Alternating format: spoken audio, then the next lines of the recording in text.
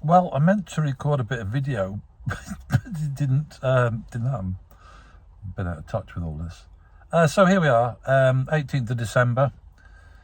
Yeah, that's what it feels like.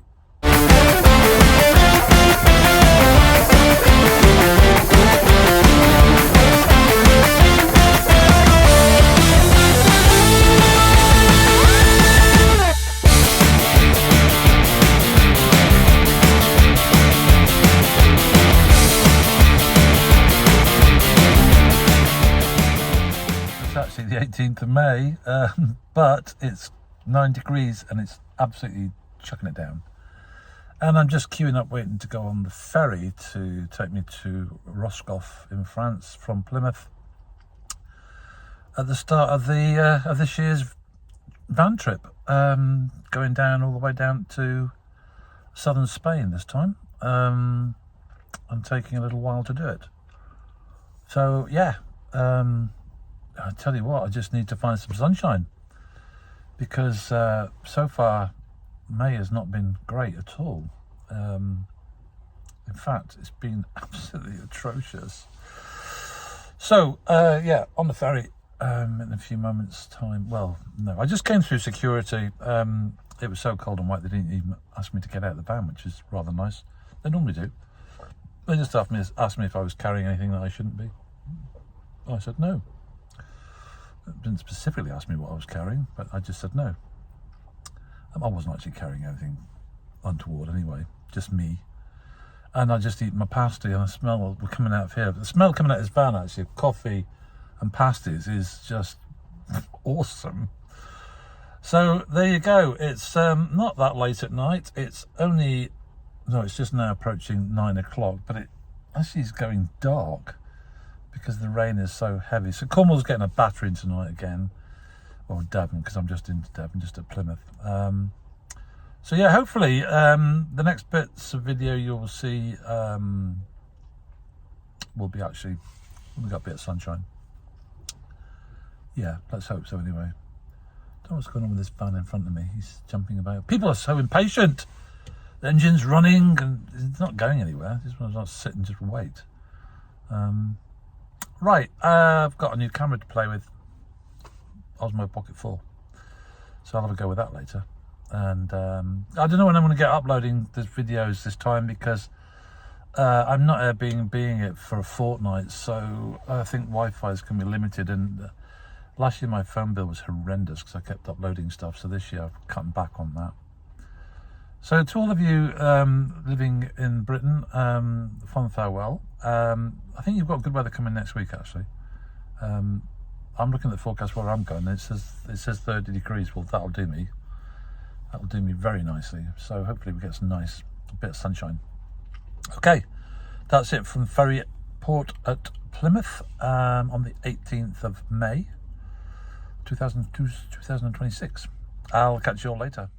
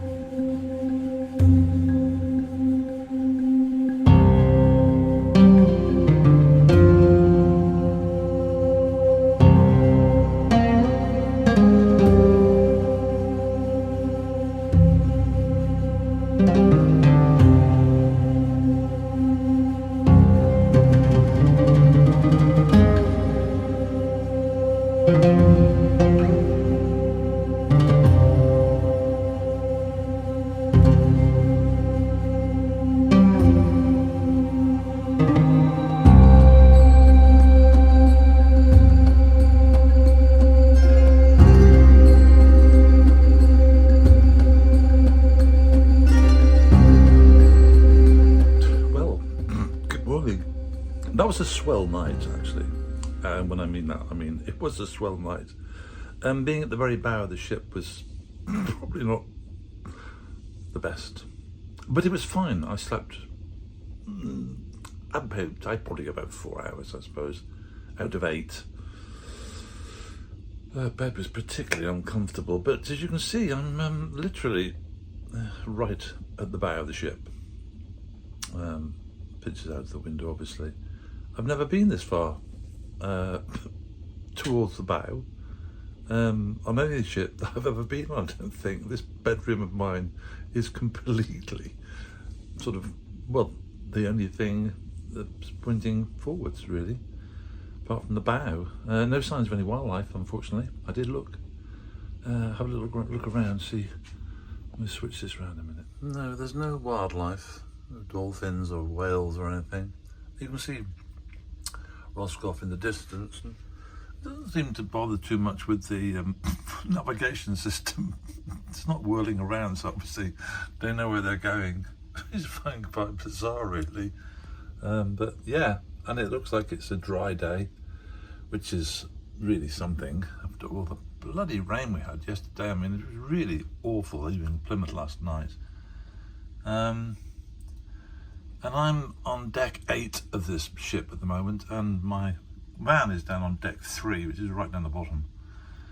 So we've got today to be faced with this new EES system, exit and entry system, where you've got to be fingerprinted and ask questions. And all that. I did ask at Plymouth before I departed last night, and the general consensus there was that they might do some, but not everybody, depending on how long it takes, because it does take a long time. I know there's chaos at international airports around Europe, so it'll be interesting to see. I'm not in any hurry, so I just take my time this morning.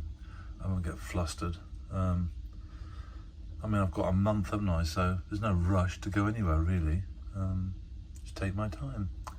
So next pics will be from the van as we get onto the mainland of Roscoff in Brittany. Okay for now.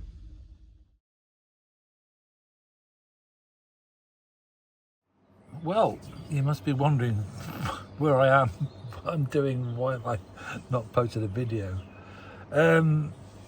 Right, let's quickly do this, because I know some of you were kind of wondering what was the situation with the arrival in Roscoff in France with the new entry and exit system, EES as it's been called, or it's been shortened to, whereby you have to present your face to a photo fit, your fingerprints, and then you're asked 4 questions, 2 of which are a bit intrusive, like where are you staying and have you got enough money to support your stay, which we should do that in the UK, should we not?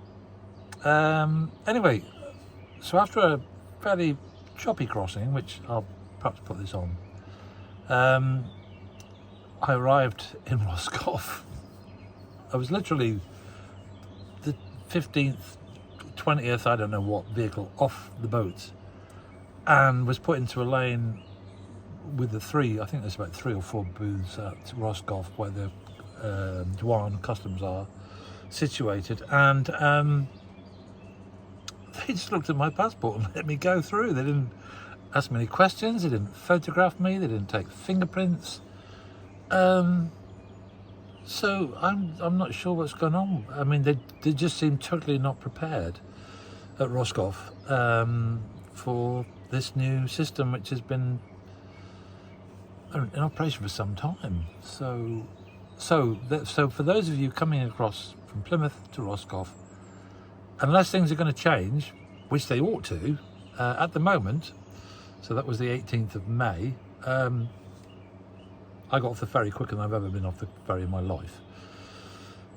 No, nothing, just straight through. So then onto the road. So the road, initially the weather was just terrible.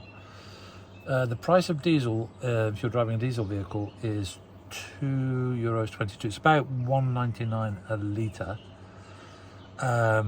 So I am carrying fuel. I'm now on the French-Spanish border. I've come all the way down. It's taken me 3 days. I stayed 3 days in a campsite on the way down. The weather initially was crap, and now it's changed, and it changed to being beautiful. So I stayed in this lovely campsite for €25 a night, I think, with a lovely swimming pool. I'm now on another lovely campsite just in the foothills of the Pyrenees, and this is €33 with electric and the tax and everything else, which still is great. I mean, I'm in the woods here. It's a big campsite. It takes 220 emplacements. There's currently 25 on it, so that's just nice. And I've just been in a swimming pool. I had it to myself, so that was cool. Also, the road down here, because I initially did 500k to the first campsite, and then today I've done 600k, and 600k I did on some end roads. I kind of cut the corner off. I didn't want to do Autoroute all the way because it's expensive, but I then did Autoroute, and I have got a little card reader in my van, because if you're traveling alone, getting across to the machine to pick up the card, to take a payment card, and then at the other end put your payment, is an absolute nightmare, a total nightmare. So I avoid it like the plague, and I have a machine. I bought it through a company called Immovis Tag. I'm not going to say it's cheap, because it's not, because they have loads of fees, like an annual administration fee and this fee, and you have to rent the machine for €20, but you can get that back. But every time you go to a different country, you need a different machine. So I've actually got two. I call it a machine. It's a bit of it's a chip and pin thing, really. It sticks in my windscreen. So it's €20 each. If you hand them back, you get €20 back. But actually, I'm now thinking in future I won't hand them back. I'll keep them, because they run for about 4 years, and then if you want them again, they're already activated. And I think you then pay €12 a year admin fee, and then they collect the tolls and charge you on a bi-monthly basis. It's great.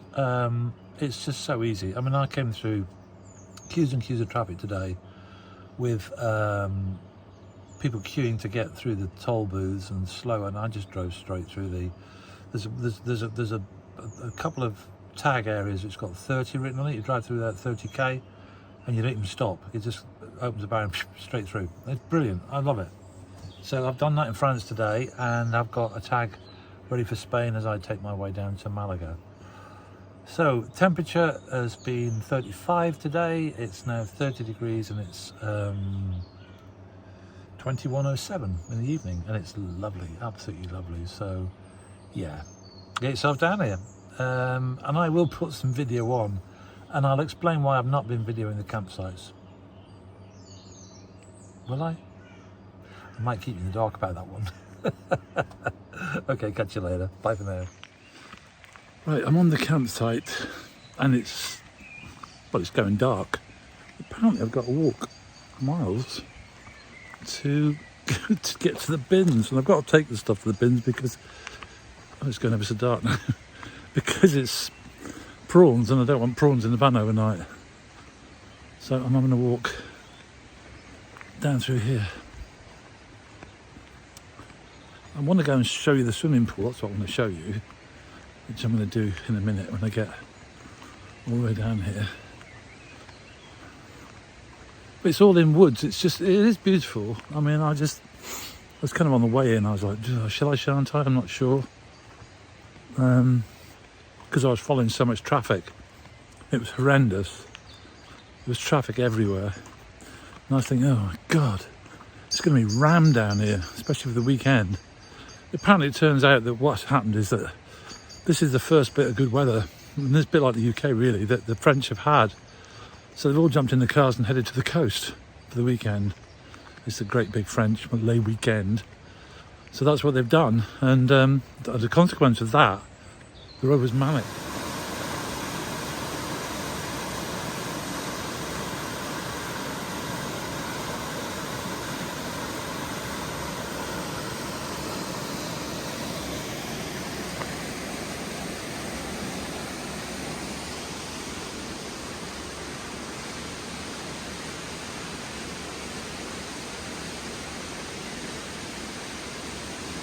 Well, hello.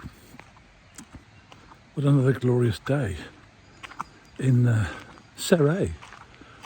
Well, as close to Serres as you can get. It's in France. It's right down on the Mediterranean. It's about 6 miles to the actual coast. Maybe not that, maybe 4. And I'm on this campsite, which has been incredible today. I actually touched 40 degrees in the van, which is quite amazing. I hit 40 last year, if you remember, when I was in Portugal. Ideal. So this campsite is mainly full of Dutch, as was the last campsite. And I've kind of renamed them today as Dutch Crisps. Hang on, I've got to switch this off a minute. Oh, I'm back on and I'm recording again. So yeah, so this campsite is mainly full of Dutch people, and I'm calling them Dutch Crisps purely because they've laid in the sun all day. But bearing in mind this is the first sunshine we've had for a long time, and they're absolutely burnt to a frazzle. So yeah, so there you go, Dutch Crisps. So I was going to tell you, or I wasn't going to tell you about the campsites I'm staying on. If you're easily offended, switch off now. I'm not going to show you anything, I'm just going to tell you something. So these campsites I'm staying on have all been naturist campsites, i.e. sans vêtements, no clothes. And why am I staying on those campsites? Well, primarily because when we lived and worked in the south of France, it's where we went to kind of get away from work. Because wherever we went, people hounded us, our clients. We went to a local beach, they'd be on our backs, bloody, have you got this, have you got that? It was a bloody nightmare. And so the only place we could get any kind of solitude and relaxation was on the naturist beach, of which there were loads on the south of France. So I did a little bit of research before I left, because I have not been on a naturist beach or campsite for 30 years. So I did a bit of research to find out what the situation was, because the world has changed. Got a lot of perverts around now, unfortunately. Mainly men, I might say that. I'm sorry, I am a bloke, but it's all about that. Seems to be. I've stayed on 2 campsites now, both naturists, and I haven't seen any of that really. Although I do get the feeling that perhaps some of the older blokes that are here are spending more time looking at other people rather than their own family, their own wives. That's just me, what I think. I may be wrong. But the main reason for me to stay on them was because they're cheap. They're really cheap. So if you're down in the Mediterranean now, even now in the end of May, you're looking at quite an expensive amount of money to go on a campsite. Whereas these places are like 30 euros a night or something, which compares brilliantly with my normal spend, because my normal spend is about 60 to 70 euros a night on with Airbnbs. So it's a bit of a no-brainer, really. And the other thing about them is that they're not full of dickheads and people that are, well, no, I can't say that neither. Oh, I think the barrier's broken. There's a barrier here, but it's not gone down. I was having problems with it yesterday. God, I'm out of breath. I've walked bloody miles. I'm walking to the bins, that's where I'm going. In a minute, I'll show you the swimming pool. So yeah, so that's what I'm doing. Sans vêtements. I don't have an issue with it. If you do, unfollow me. I don't really give a shit. Hopefully you won't. Should you wish to follow my way, I can highly recommend it. If you want to get a good tan all over, that's the best place to go. Right, I'm shutting down now because I've got to empty my bins. So I'll come back on in a minute. Right, I'm back on with you. So that's the recycling done. Yeah, so this is a place right down in the south of France. Basically just towing its little feet into the Pyrenees, and highly organised, and as I said, cheap. at 33 euros a night, and I'm hearing some horror stories of further down the coast into Spain where the prices are ridiculous. In fact, I'm looking at an Airbnb for a couple of... I've got 3 nights to find, or is it 2 nights to find, I think, before I go and visit my friends in Lorca, down in Malaga. So yeah, so I'm just going to spin this round now and show you the facilities that you get at this place. And bearing in mind that there's 220, I think, emplacements on this site, and currently there are about, well, numbers gone up a bit. I think I'm going to say about 30 people stopping here. They're all very much my age group. Yeah, very much my age group. Oh no, it's just, I thought the cover was on, but it's not. So let's go through here. Try and get the bloody gate open. There we go. I'm going to spin the camera around a minute, okay? Which for the south of France at this time of year is pretty amazing. So yeah, what I would say to you is if you're going to come to one of these campsites, you need to come here before the beginning of June, because that's when they get busy. We've got loads of people here in June. So I would suggest if you're going to come here, come early May, as soon as they open. You bear in mind that a lot of the facilities aren't open, so you won't have a restaurant, you won't have a grocery store. Although I did ask if I could go in the grocery store today, which is closed till 1st of June, and she quite happily opened it for me, so it's not a problem. So yeah, give it a try. That's all I can say to you, is give it a try. If you don't like it, just book one night. If you come in May, you don't actually have to book, you just turn up. Are you asked for any like security stuff, what you are? Well, I did join the British Naturism group, I was a member years ago, and I did join again, but to be honest with you, they kind of look at you on face value. So if you're a couple, it's not a problem. If you're a single male, then that might be a bit more complicated. I haven't had a problem with it. It's the way you are with people, and bearing in mind there's no photographs, there's nobody looking, everybody's just